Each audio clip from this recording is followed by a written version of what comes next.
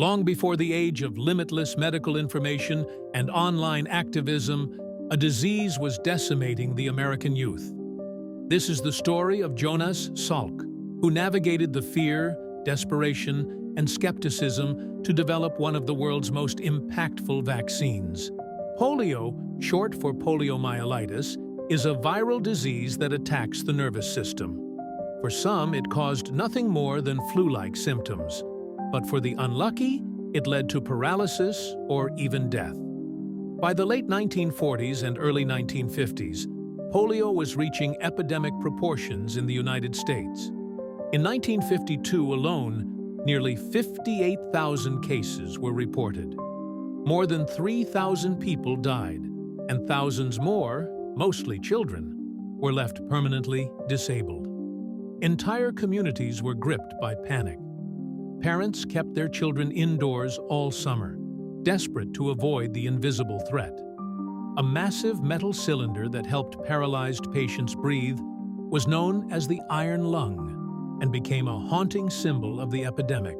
Jonas Edward Salk was born in 1914 in New York City to immigrant parents. The first in his family to attend college, he trained as a physician and researcher. By the late 1940s, he was running a virus research lab at the University of Pittsburgh.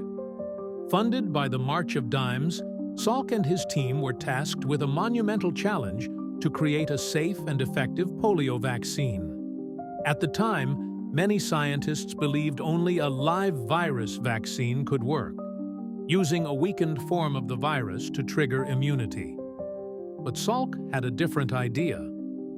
Salk believed that a killed virus, one that had been inactivated but still recognizable to the immune system, could provide protection without risk of causing disease. His team grew large quantities of poliovirus, then treated it with formaldehyde to deactivate it. The result was a vaccine that was safe, stable, and easy to produce.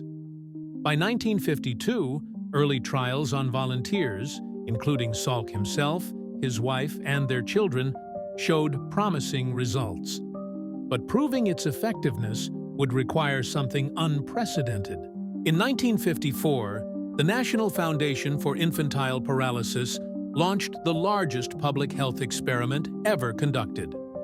Over 1.8 million children took part in field trials across the United States. They were dubbed the Polio Pioneers. Half received the vaccine, the other half a placebo. Doctors, nurses, and school teachers collected mountains of data. When results were announced on April 12, 1955, the 10th anniversary of President Franklin D. Roosevelt's death, himself a victim of polio, the news was electrifying. The vaccine was declared safe, effective, and potent. The rollout was immediate. Within just a few years, polio cases in the United States plummeted. By the 1960s, mass immunization had nearly eliminated the disease nationwide.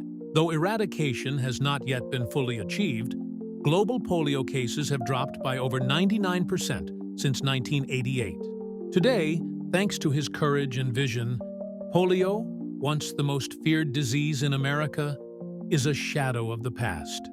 Jonas Salk gave the world not just a vaccine, but the chance to live without fear.